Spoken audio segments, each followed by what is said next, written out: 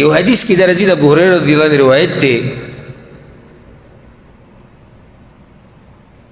و یو سڑے شپنکے و گڑی بیزی ساتے دا ڈیر ناشنا روایت یو شپنکی گڑی بیزی ساتے لی دا پیغمبر صلی اللہ علیہ وسلم بزمانے کی نو پا باندې ایک دم شرم حمله وکړه راغی نو یو ګډه تی وتښتوله د کنډک نه یو ګډه وتښتوله د شپنکې پسې ورغی یو ګډه تی خلاصه کړه فصعد الذئب على تل دغه شرمخ یو ډیرکۍ ته وختو یو دنګزي ته وختو اول ته کېناستو په خپلو کوناټو باندې څنګه چې کیني هغه لاسونه ودرېو ولاړو هلته د هغه ځای نه یې دا آواز وکړو دې کس ته شرمخ ګوره زه هم داسې شوي دي مخکې دلیل مې دې دپاره بیانوم نو بیا هم کېدی شي وی عمدت الى رزق زه خو په داسې رزق پسې روان وم چې الله راله راکو انتزعته مني هغه ته زما نه راښکو دا زما رزق دی زما رزق الله په دې ګډو بیزو کې اچولی دی بس زه خورم ته زما نه د الله هغه رزق منع کوي چې الله ماله راکړی هغه سړي وي چې تالله په الله بې د قسمي څه ناشنا خبره ده ان رأیتک اليوم ذئبا یتکلم شرمخ هم خبرې شروع کړي ښه صحیح خبرې کولي دا حدیث امام احمد بن حنبل رحمه الله راوړی امام عبدالرزاق هم راوړی امام طبراني هم راوړی په مسند الشامیین کې هغه ورته ویې شرمخ ورته ویې په دې تعجب مه کوئ لاړ شه په یو سړي پسې چې هغه په داسې علاقه کې اوسېږي چې هلته ټولې ونې دي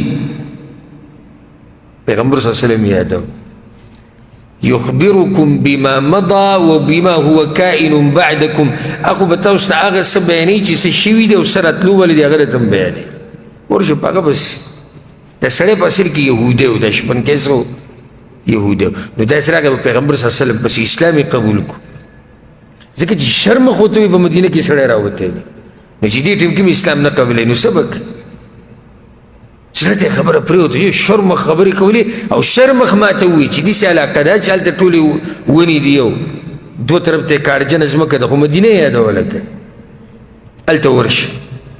هغه اسلام قبول کړو بیا پیغمبر صلی الله علیه وسلم ته یې دا خبره وکړه نو پیغمبر صلی الله علیه وسلم ورته وی انها اماره من امارات بین یدی الساعه داسې کیدی شي بلکې وی د قیامت په نښو کې پیغمبر صلی الله علیه وسلم وی یو نښه هم دا ده قد اوشك الرجل ان يخرج فلا يرجع حتى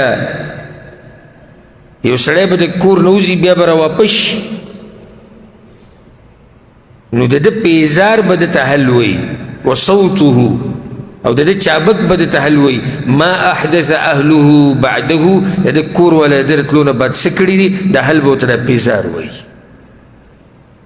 او د چابک به ورته دا حل وی نو دې حدیث هم دا خبره واضحه شوه دوتې واضحه شوې چې یو خو د قیامت دا نښه یقیني ده او دویم داسې مخکې په حقیقت سره شوي دي نو چې مخکې شوي دي بیا هم کیدی شي او زموږ په رب باندې ولې څه کار ګران دی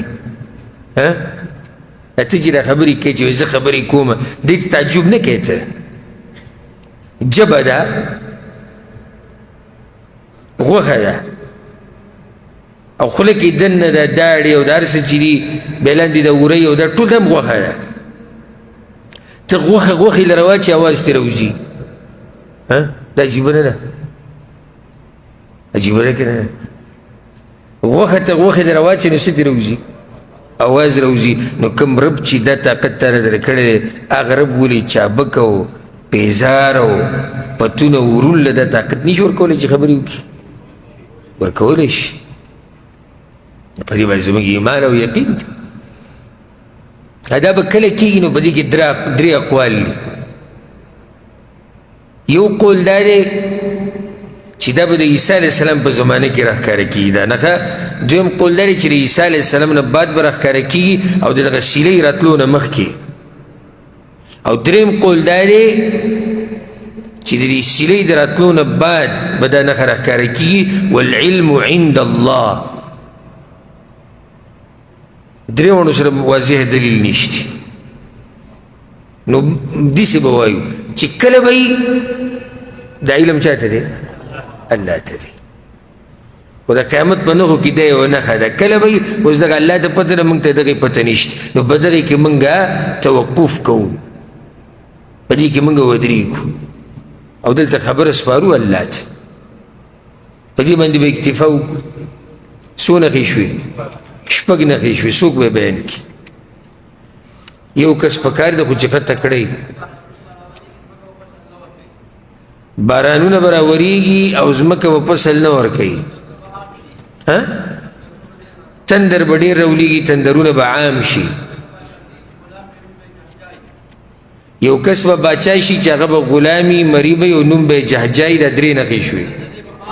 زلزلې به عامې شي او ډېرې به شي. دا څلورمه نښه.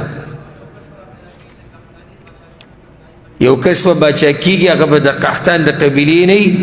او خلک به ډېر تابعداري یا خلک به په زور تابعدار کړي. شپږمه به دی چې صرف زناور نه، زناور او جمادات. جمادات سره حساب پکې نشته. جماداتو کې څه شی راغی؟ لکه چابک شو،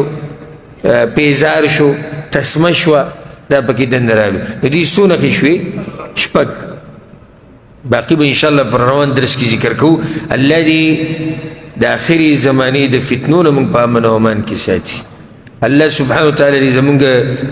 ایمان سلامت ساتي د مرګه پورې، او الله دې موږ له مرګ په هغه وخت کې راولي چې کله الله زموږ نه راځي، او الله دې موږ له مرګ په هغه وخت کې راولي چې موږ په قرآن او حدیث باندې مضبوط یو، او الله دې زموږ آخرنۍ خبره د دنیا نه لا اله الا الله وګرځي. او الله سبحانه وتعالی دې موږ له توفیق راکړي چې د اسلام او د مسلمانانو خدمت وکړو. هذا والله أعلم، وصلى الله وسلم على نبينا محمد وعلى آله وصحبه أجمعين.